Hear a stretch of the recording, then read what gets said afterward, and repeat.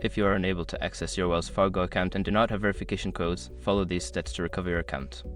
This guide will help you navigate the recovery process. Step 1. Visit the Wells Fargo website. Go to the official Wells Fargo website. Look for the Sign On section and click on Forgot Password or Trouble Signing On to begin the recovery process. Step 2. Provide account information. Enter the required information such as your username, social security number, and any other requested details.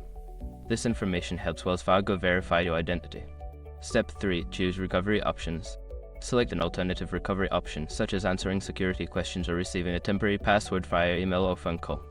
Follow the prompts to complete this step. Step 4. Contact customer service.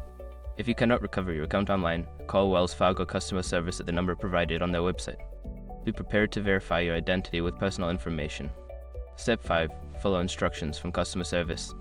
Once connected with a representative, explain your situation and follow their instructions carefully. They may help you reset your password or provide alternative methods to regain access.